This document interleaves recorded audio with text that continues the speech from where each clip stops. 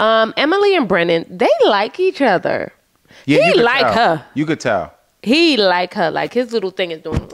Oh, okay.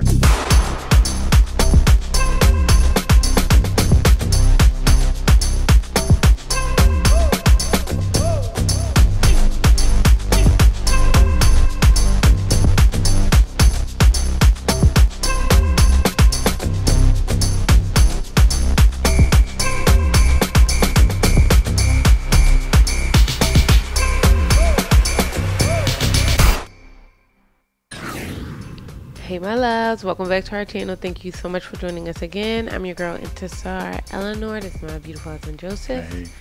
We're back and we're talking things married at first sight. Yeah, so I guess this episode opens up with everybody leaving the wedding, which finally, because I'm exhausted by people not getting married and by people getting married.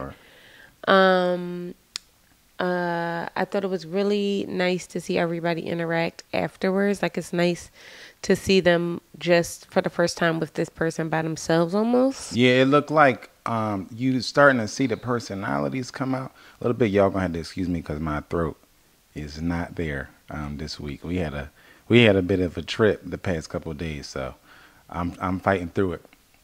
So I might be coughing a little bit, but yeah, I felt like it was cool to see their the couples interacting away from, everybody else and everything like that. And just like, getting some time for their personalities to really come out. And I think that's where the awkwardness came in at. To me, that was the most entertaining thing about the whole episode, for real. I thought they were awkward. I thought it was cool to see them like meet each other's families. I don't know. This episode, I just was kind of like, I don't even know. I feel like I'm pulling like blood from a turnip today. So forgive me, guys. Cameron says something real weird when he was taken off. So I can't get a read on Claire and Cameron. Like, she says she's attracted to him, but I don't know that I necessarily believe that. Well, she said that he's not typically her type. Yeah. Which I get. And she said that, she wasn't, but she does say that she's attracted to him. And when he was like unbuttoning her dress, he said something weird like, this is the tease for a horny groom or something like that. Yeah, that's exactly what he said. It was weird. I think his sense of humor is weird. And I think that's what he or his family was trying to get at when they was talking to her, at the reception. I think that he does a lot of things to try to break the ice with her that does not land. And I think that the more he comes out of his shell, the awkward that is going to be, because he's going to feel like getting these jokes off, and she's still going to kind of be ciphering through what she actually can understand and what she thinks is funny and what she thinks is just awkward and offensive, like the horny groom comment. That just wasn't funny. He's not really funny, but it's tricky with him. He is not funny, but he's a jokester. We've all been around people like that who are constantly getting jokes off. They're not really funny, but they're lighthearted and they're jokesters. Yeah. And I think he's that type of person. But I think those people, when you don't know them, just become socially awkward to a lot of other people. I think he just is socially awkward. Yeah. I think it's very clear. I think they're both really, I think she, in truth, I think she's less sure of herself than she lets on. Oh, for sure. And I think because of that, it reads weird when she's like calling herself being matter-of-factly. Yeah. But it's like, girl, this ain't even call for this right now, like in this moment. Yeah. But I think that he's also very, I don't know. Like, I don't know if it's like a European thing or he's just off. But I want to like Cameron, but probably, I don't know. Same way I love the people on, what's that show I like on Netflix? Oh my God, Love on the Spectrum. Same reason why I want to like them, because I love the people on I love the people on Love on the Spectrum. So for those reasons, it's funny because that's why I think I like him a little bit. Not to say he's on the spectrum. I don't know. He's on the spectrum. I don't even think that's up for debate, and I don't think that we can. And I think that's okay. I'm on the spectrum. I think that it's okay to be like, a part of that population. So many of these people over so many years. Like, you got to think. There's whole generations who have never been diagnosed with Asperger's or autism. Like generations of people, right? So for him to have whatever form of Asperger's or autism or whatever that he may have that gives him this social, he's just a bit neurodivergent, just a bit. And it's really sometimes exhausting to watch. Cause I'm just like, sometimes I think he wants so badly to be accepted. Like when he sat down with Claire's family, I felt like sometimes people who are still very socially, he's not socially inept. Obviously, right. He can go out, he can meet a woman. He's not socially inept. So he's still able to assimilate into whatever we think is like good social culture, whatever that is. You know what I mean? Or normal, whatever that means, normal social culture. But I do think that sometimes it reads as him putting on airs, and it also reads as like, I have to get every social experience correct. Like they were talking about something like about their personalities or something. And he was like, well, we're just going to have to work on that. It's day one. Yeah. How do y'all have a list of things y'all need to work on day one? Yeah. Just go with the flow. But the problem with going with the flow when you're neurodivergent is there is no such thing. There is no flow. It's only what people tell me is socially normal, right? Yeah. So then I can conform to that in order for myself to feel comfortable. But going with the flow almost feels uncomfortable. Yeah. So I have to have these certain like milestones I gotta hit, I guess. Because he also, I think you have that aspect of it, but then you also have the aspect of him being foreign.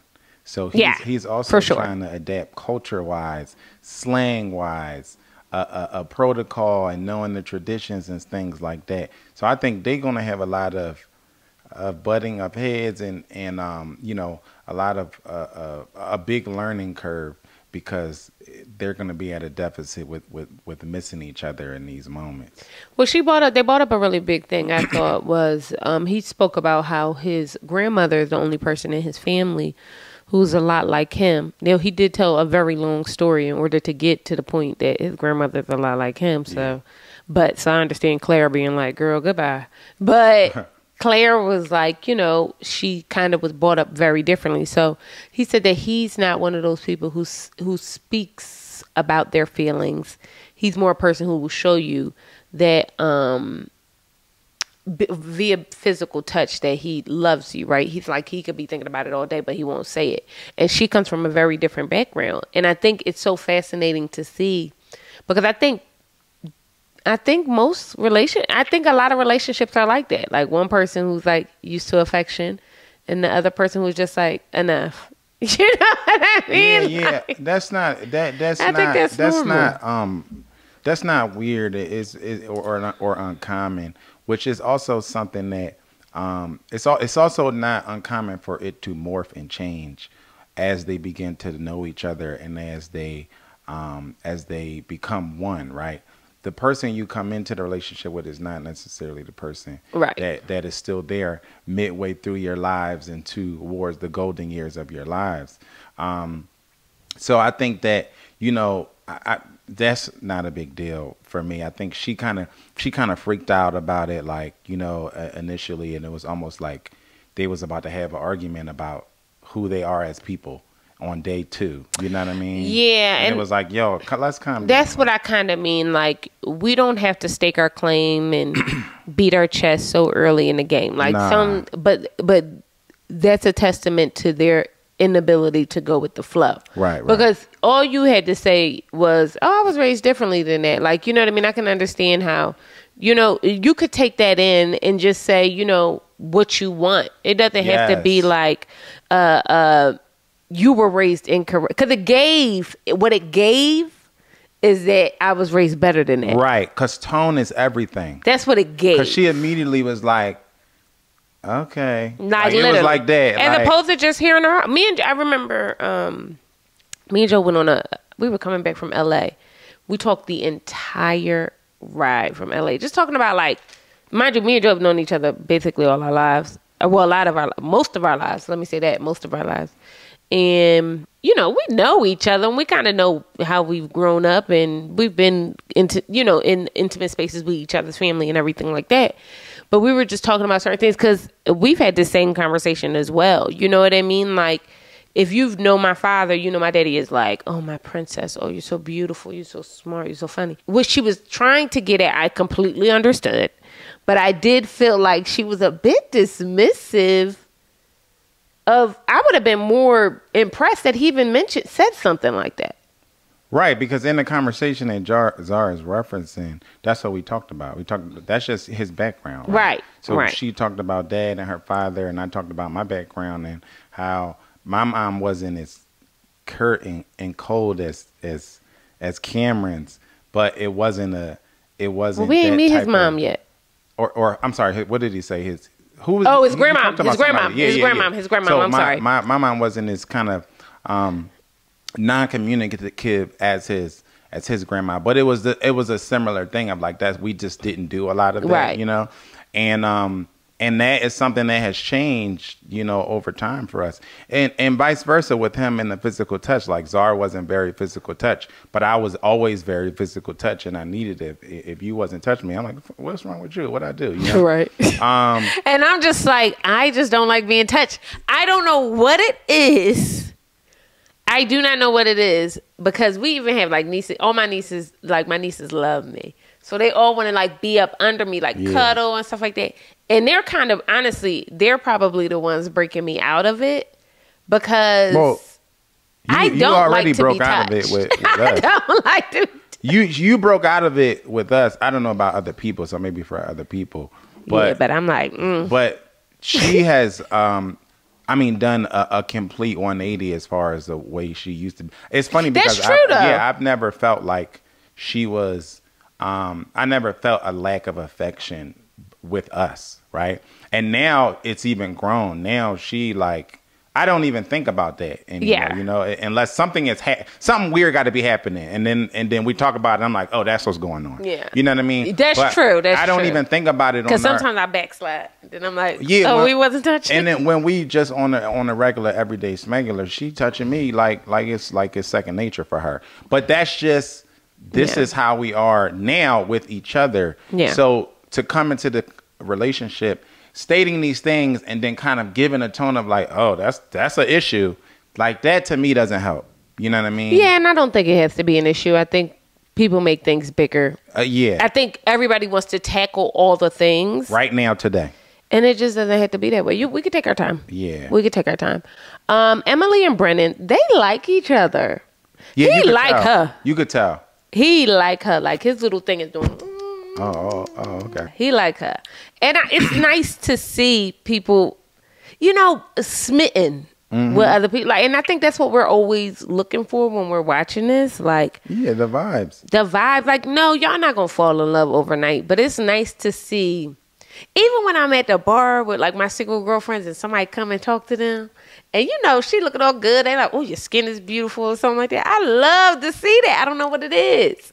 Yeah, I like seeing the vibes of people who like each other. Yeah. And he was definitely, I mean, they was giving it to each other. They both was giving each other, you know, the vibes that they were into each other. So, but I'm not sure if it's the altitude in Colorado, but is it me or is there something off about Emily? I think Emily is a little bit socially aloof. I think she like it's something there to what you're saying. I just don't know. I can't put my finger on it. I don't know what it is, y'all. But it's like what's the word that they use? Infantil. Somebody, y'all know what I'm talking about. She almost gives like she leans on this like babiness. Me. Like this like I'm a baby. She almost gives like she leans on that, because the way they talk about this woman is like she's like this brilliant woman with this show-stopping job. I do not get that from her at all. Like nothing about her gives decisive or she has the ability to problem solve, or Yeah. leader. Like, and this is just in the small time we met. I'm certain she's all these things, but in the small time that we've known her, from what they've given us, Well, it's giving beauty school dropout. 1,000%. But they talk about her like she's Michelle Obama. Yeah. Her mom is like, oh, her work is very important to her. What is her work? I don't even know what she does. Somebody bust down in the comments and tell us, because I don't know. Yeah. I don't the hell know. I didn't catch it. She probably do hair. And that's not even like a dig on hair. They some of the hardest working people, but I wouldn't be surprised. it's just something that, like, She does, but she gives like she doesn't know how to wash her own clothes. is it me? Nah, it's not. I'm like, something about her is just not giving what they think.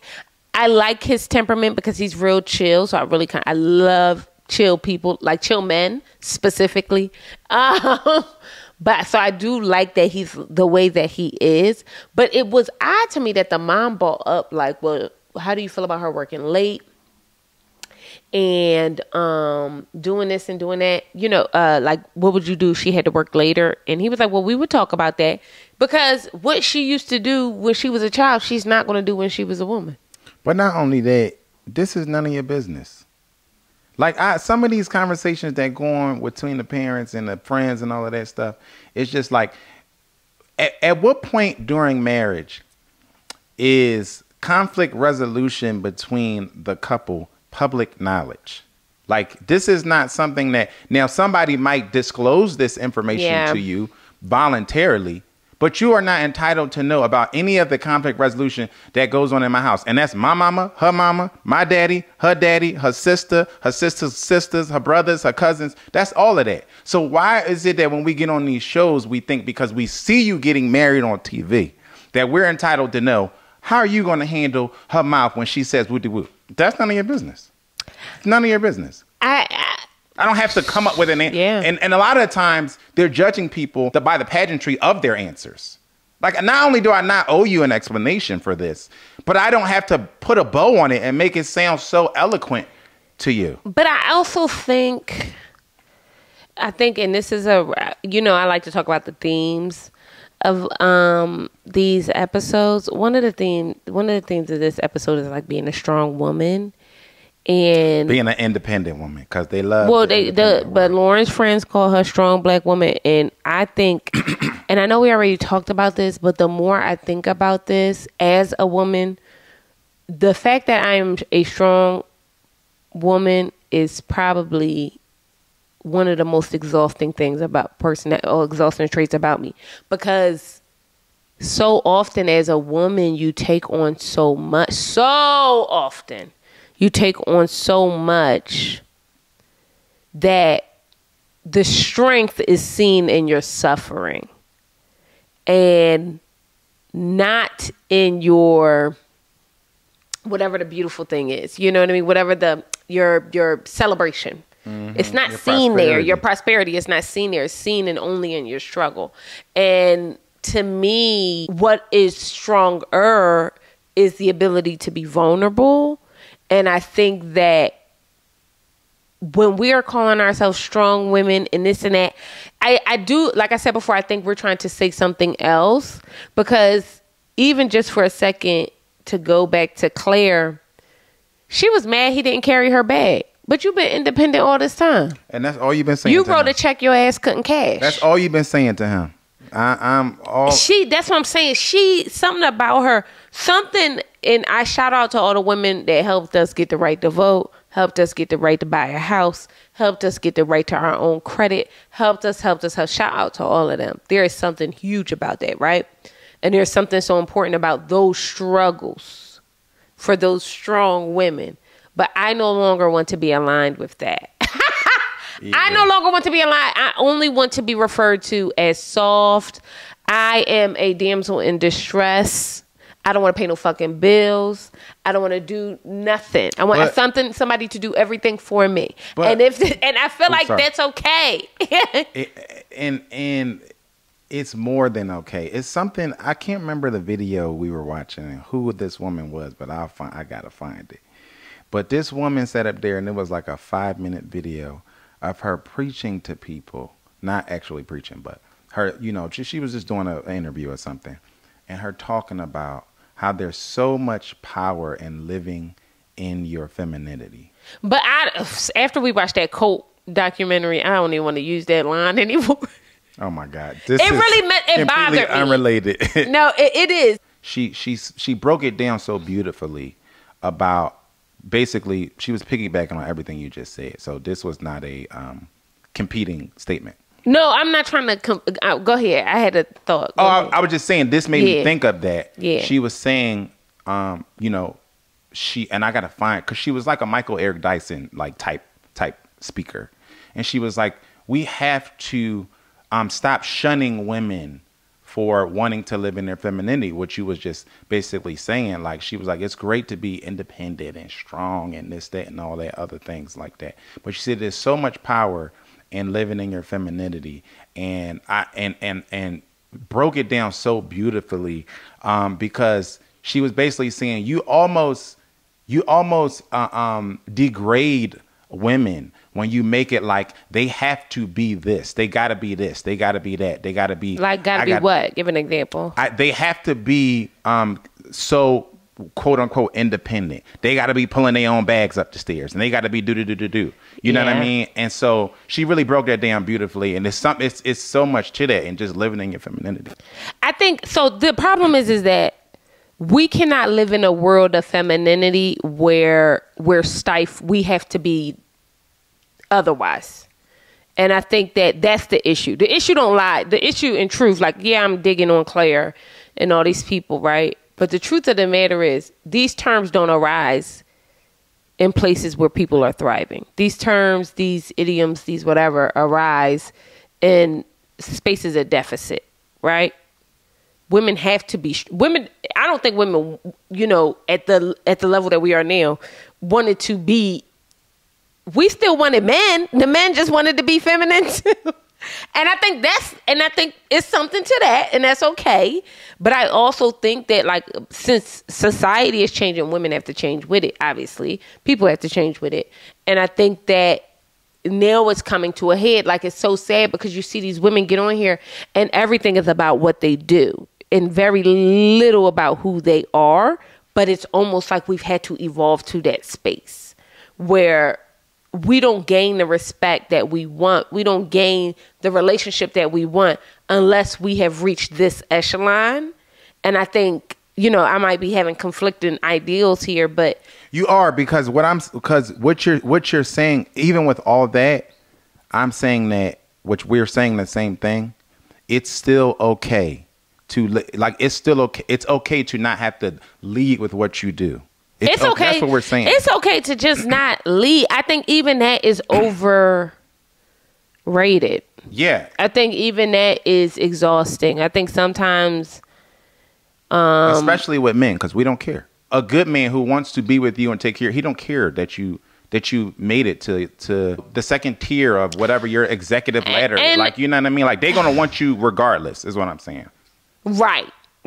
There shouldn't be, what you do is not shouldn't be a complete indictment on who you are. Yeah. You know what I mean? That shouldn't be the tall tale. So, but yeah, so Emily and Brennan, she was speaking to his family, and the mom asked her, what do you think it means to be a good wife? And I thought that was what kind of wife? She asked her, what kind of wife you want to be? I thought that was a very good question. What kind of husband do you want to be? First, I want to go back to the what kind of wife you want to be thing. That question, especially compared to a lot of the other questions, I think that's a place where you can get to know somebody. Like, to me, I don't like to, especially like in a corporate setting, I don't like to raise an issue without raising a solution, right?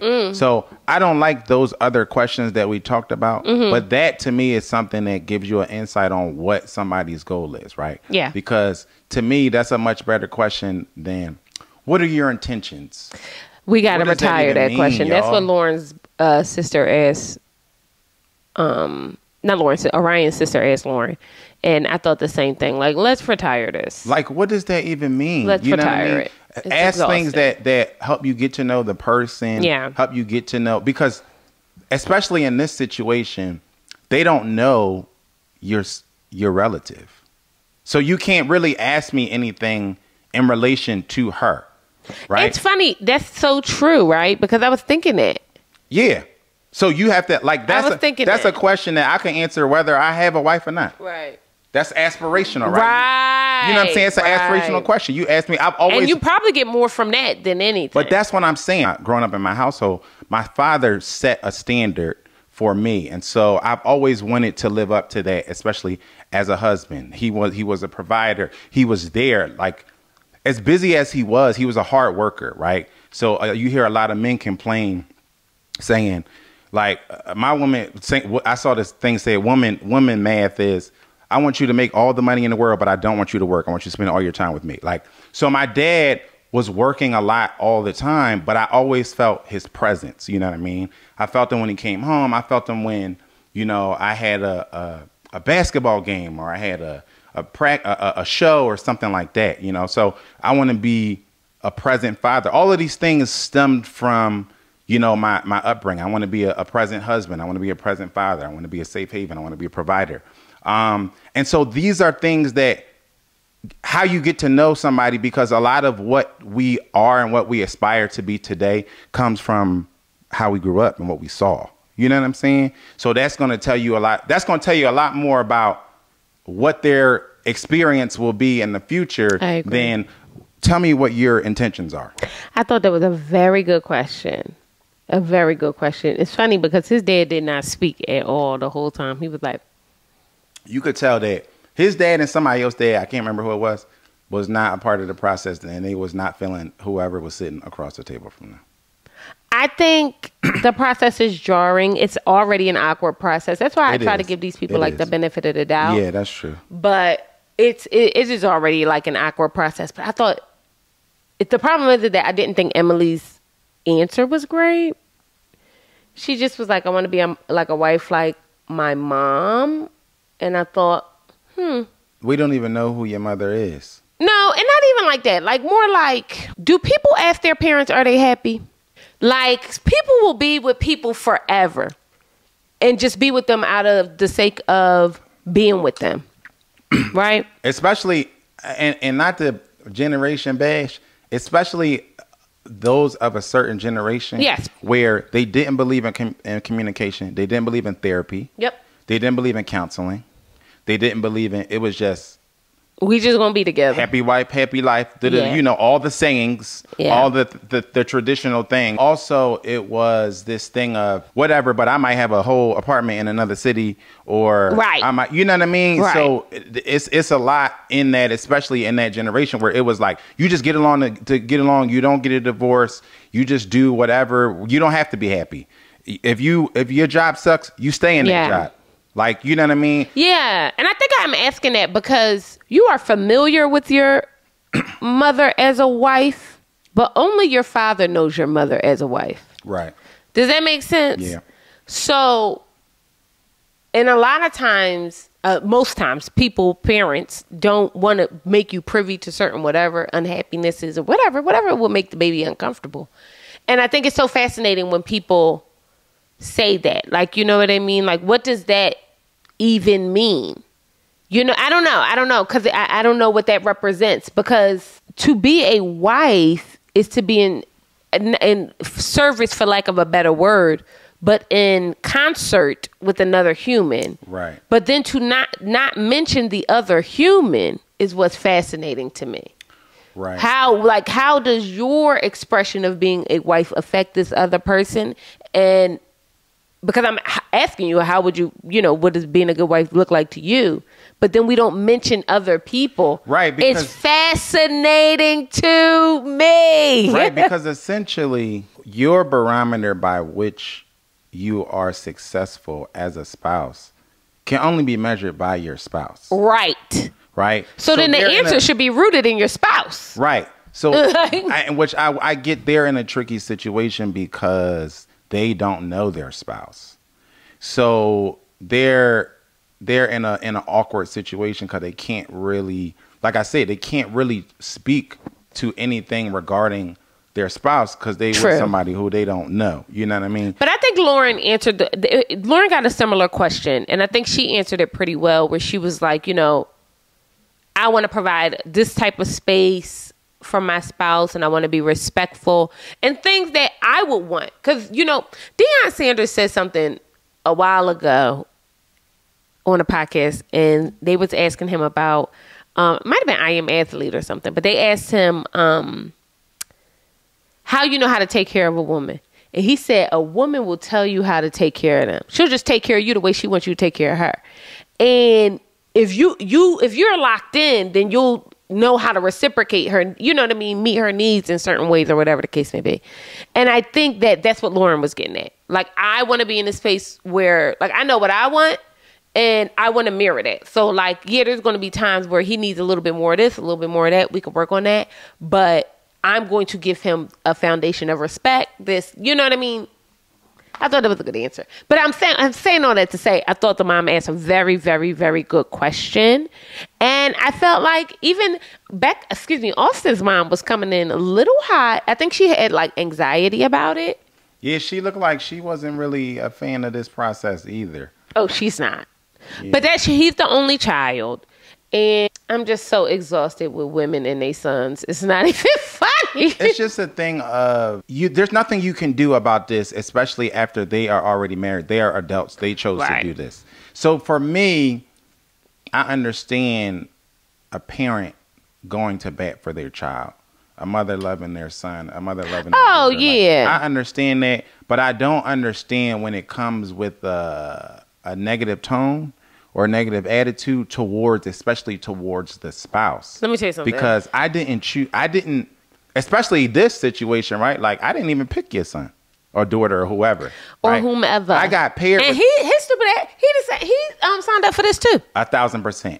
And he's an adult. So he's here now. He or she is here now. And it's nothing you can do about it. So you might as well, you can get more bees with honey. You might as well treat the spouse nice, speak to them nicely, ask questions that you know will reveal something about them. You don't know who they are as a spouse yet. You know what I'm saying? So to me, I think that's just a better way to go about it rather than having an attitude at the brunch table, which we've seen 1,000 times on this show. Yeah, I agree. And also, I'm just waiting for somebody to get aired out because in truth, what the baby say? I don't care if you march with Martin Luther King. I will curse you the hell out. Okay? And don't you ever. And at first I thought, the reason why I like Becca though, is because she was 10 toes with it. She could tell, this is how she's so well adjusted. Like she could tell that the mom was having a hard time. And at first I thought the mom had said something she said, well, it's been really nice. You know, getting to know him. It hasn't been that long, you know, but you know, reality will set in. And she was like, yeah, reality is going to slap the hell out. So mom said something crazy like that. And I'd have stood right up. I'm sorry, what? Like, a little bit louder in my good ear. I just couldn't even. Like, your child is on this show, but I'm not your child. Like, and my mama don't talk to me crazy. I be trying to tell people that, bro. Oh, God, I actually say a lot of that a lot of the times. Like, y'all, if y'all knew my mama, y'all would know I'm not, listen. But I do like how it kind of came full circle. I like how they, you know, really had a really good, intimate conversation about, you know, his heart, he's sensitive, all these things. But, girl, I just feel like, I know people be feeling like they have to say these things, so I'm going to just give them the benefit of the doubt. But I really do feel like people will have a menace to society laying up under their heart. You know what I mean? And then want to tell you how to treat it. Menace to society. And then we'll turn around and tell you to take care of their heart. Yeah. He rips people's hearts out and eat it for dinner. Are you kidding me? And I don't really like the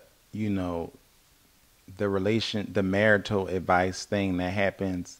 Like the one girl said, I think she was talking to Lauren, and she said, oh, yeah, just, you know, she was like running down a list of things. And she says something to the effect of, so when he comes home from work, just leave him alone for 10 minutes. He doesn't really want to be talked to or hugged or anything like we just talked about this. You do not know this person as a spouse. You don't. You do not, right? Of course, he don't want to hug his sister in the middle of the day. He don't want to hug you when he comes home from work. You don't know how he's going to feel about his wife, about the person who he's locked in with, about the person who he's sleeping with. That's another dimension that you'll never have that dynamic with him about. You know what I'm saying? I say that all the time, y'all. So I just think that a lot of people overstep their bounds. I just don't think she knew what to say though. But you still should know. I would never sit in front of somebody and tell them, especially somebody I don't know. That's just common. Like, and tell them how I think they should treat somebody who I've never been in a relationship with, or in a romantic relationship with, or give them pointers. How can you give everything I know about my mom and dad's relationship came from my mom or my dad? Right. Somebody had to tell me about that, right? So how can you tell me how to treat somebody you was never in a relationship with? And I think that's the fascinating part, right? Because children have a way of presenting to their parents. Period. Your child could be a terrorist. You wouldn't know that. You know what I mean? They're not going to come. You might know because you raised a terrorist, but you might not know how they are in relationship, like see them in relationship with other people acting a fool. And I think that's why I'm like, just ask the question. Like, it don't have to be so point. Like, what's your intentions with? Like, what, girl? We just got married. What the hell do you think the intentions are? Yeah, cut the edges off his toast and make sure that ain't nobody like what are I you can't. Talking about, but I did think she was trying. I think she was trying to give him room, which I can appreciate. I really liked his mom as well because Lauren and Orion have an age difference, and I'm glad she called that out. It's just really fascinating. But then to see like Orion with her friends was also pretty fascinating because they did bring up the financial stability and how Lauren wants to be with somebody she feels is financially stable, which obviously. And I don't know. He feels like he doesn't give straight answers, but I like him. He doesn't have something about him I like. He doesn't have the answers to give. Let's just be honest. He lives with his mom. So you ask him about financial responsibility and all. What the hell is he supposed to say? What can he say? True. You know what I'm saying? But this speaks to what I was saying a while ago. Why are we, when we are pairing these couples, why are we getting freaky with it? Why are we going so? I'm not, with all respect, and take Orion out of it. I'm not pairing anybody with somebody who living in a mama basement. I'm not doing it. Not, and I'm picking from a pool of willing applicants. I'm not. I don't believe it was a lot of people who applied. Y'all, I don't believe it was a lot. I believe that this is a huge show. Yeah. This is a marquee show for Lifetime, and I believe that this is year 17 or whatever it is. It's no way that there was no other men who weren't living in their mom's basement. Like, y'all are never going to get me on this train. Like, this show is as big as it is at this point. So to me, I'm not, especially with these, the way they've been picking the past couple years. You know what I'm saying? Their track record isn't great. So I'm not I can't give you grace if I've been seeing you make huge flubs. Yeah. The past couple years. It just doesn't make sense to me. It does. It is getting like, But her girlfriends, which it's funny because Black women, I want y'all to be soft. I really pray that over all of y'all. I pray softness and peace and helpfulness. And I pray that over y'all spirits because girlfriend said, and I know she said this lovingly. But when she said, she's like a strong Black woman, we have to stop. First of all, we got to stop telling men things like this, because the difference between men and women, we see it as information. Men don't see it as that. You know what I mean? Like, we can take something somebody say about somebody as like, okay, it can shift how people treat you if you say certain things like that to them. You know what I mean? And it's sad because it's the word strong, but it's like, we have to start aligning feminine words with positivity. We was just watching something the other day, and I might have been in one of the times I really vehemently find Krishan Rock abhorrent, like completely 1,000%, unbelievably deplorable. Okay, deplorable, and I was watching something and she said he acting all feminine, doing this and doing that, acting like a girl. And I'm thinking, like, when did women start hating ourselves so much that you would use that we would use a feminine term? You are. Oh, the only terms that are strong are good terms to women are those that are aligned with masculinity. Think about that. That's why I said we got to stop calling ourselves strong. Be done with that. I'm very soft. Be proud of that. Be proud of being soft. Be proud of being vulnerable. Right, because how you don't know that her man, you sitting at the table talking to her husband, how you don't know that she doesn't want to present as soft and vulnerable to her? Zar is as keckly as loud as Zar is on the YouTube. She is the softest thing in my life. You know what I mean? She sit up here and say all this rah shit to y'all all the time. I want y'all to know. I promise y'all. She is rubbing my chest when I'm congested. She rubbing my neck when it hurts. She rubbing my head whether I want it or not sometimes. She is the softest thing in my life. I don't know why you be nice. But this is my point, is this is how she is with me, with her husband.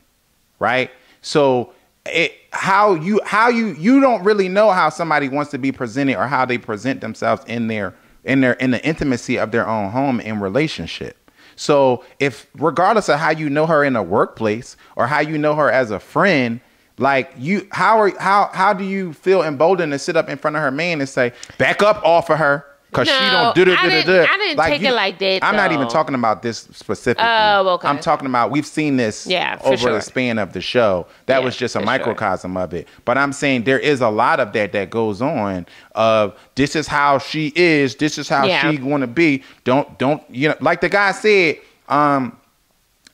Cameron said, I don't know. Nowadays, women get upset with you if you try to help them with their backs. Some women do, but that was a dig. It was. That was a dig. And that's what I mean. Weaponized information. Right. Sometimes you talk too goddamn much. Right. And then what they do is flip it. But didn't you say this? Right.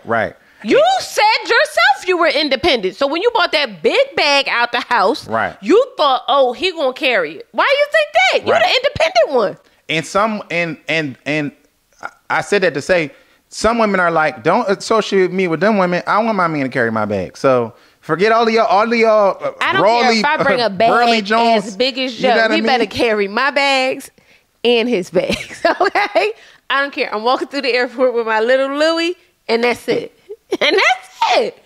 But no, in real life, I really do think that, you know, I want us to take some power back and really understand that being aligned with feminine traits, it is gracious, it is kind, it is beautiful. There's power in it. It is so much unbelievable power in being aligned with those things. And unfortunately, we've had to pontificate to get as far as we have. I get it. I'm one of those pontificators as well. So I'm giving advice that I should be taking too.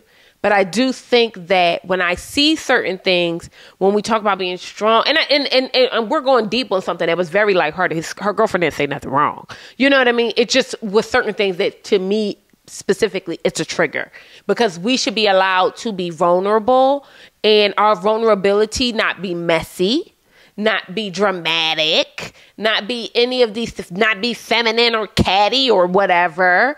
It should just be that we're women, you know what I mean? Because all these good traits of being strong and forthright and all these things, that's just aligned with men. Y'all don't think that's weird? Mm-hmm. And masculinity, we don't think that's weird? Mm-hmm. You know what I mean? So it's like, all I'm saying is like, not that it's got to be this man, woman, whomever thing, but it should be something where you are aligned with the energies that you want to. Like, I know I'm a feminine presence. I have been surrounded by feminine women and tons of women, not even feminine women, tons of women, and femininity looks so many different ways to me. Mm-hmm. And in my iteration of femininity, I am a soft flower. That's what I'm saying.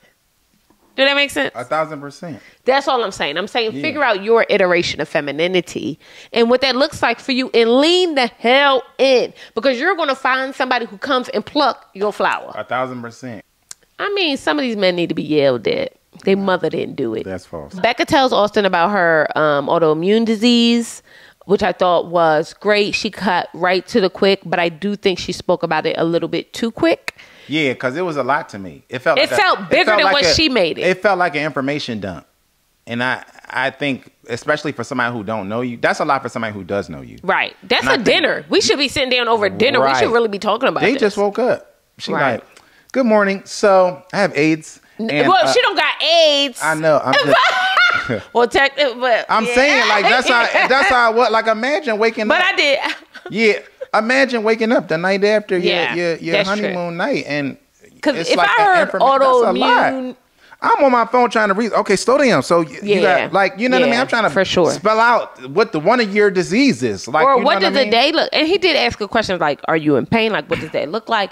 But these are bigger questions. What does your day to day look like? Like, but also, how many pills do you have to take? How many shots do you have to take? Like, you know what I mean? Like, what's next steps on your prognosis? Like, it's so many questions. Also, what do you expect from a caregiver? That's the biggest elephant in the room. Like, I think a bigger elephant, and I don't think that Austin is going to have a problem. He seems like a really nice guy, but I do think a bigger elephant is that men are 7 times more likely to leave their 7 times more likely to leave their spouse who is disabled. There is a study on that. And not to say she's like debilitatingly disabled, but it's very clear that she has ailments. Right. And I wonder the thought process behind that. That's all I'm going to say. Right. She should have been picked. I find her to be completely wonderful. I think so she's don't great get me wrong. as a person. I do. I find her to be completely wonderful. I love her. I love her every time she's on screen. But I'm just curious behind the thought process. But I thought the conversation should have been in a much more stabilized, comfortable. Yeah. She just like, let me get it out the way. I mean, period. Like, that's how it was. You know what I mean? I thought that was fascinating. So yeah, they make their way to Mexico. They stayed at the Grand Palladium. I've stayed there. I stayed on the adult side, the TRS. It is really, I love 5-star resorts. So it was like a really, really good, it might be 4-star, like nice, but I had a dope room. Me and my girlfriend went. We had a good time. A good time. And shout out to my girls from Houston. I ain't seen you hoes in a while, but I do miss y'all. And we got to figure out something out. But in real life, nothing else happened after that. They going to Mexico. They on the bus. The guy says reservation instead of resort. We're going to the reservation instead of the resort, which I thought was weird. He also said he didn't want to go off the resort. Well, I thought the whole exchange was weird. The whole exchange to me, was weird. He was trying to say a saying and got it wrong. But then the bull took it personal. Yeah, the bull took it personal. personal. Well, I don't think he took it personal. He did say, he said sorry. Sorry. He said, oh, he was trying to get ahead of it. Right. So that's why the guy's response was weird, right, to me, because then he was like, I know an ignorant person when I see one or something like that. But sometimes when you're dealing with these, yes, you got to be offensive. Being defensive ain't enough. Yeah, it ain't enough. It just was like a moment that to me was just. It was fascinating. Yeah, it was fascinating. So, but then Michael comes in. Don't get me started. Okay. That was dumb as hell. I just don't understand why do we keep bothering this man? Now, we heard the rumor that Michael was going to be married again, right? Well, if he is, just take us to that point. Why do we keep dripping him in to the season and then taking him out? Like, let this man go or marry him to another woman.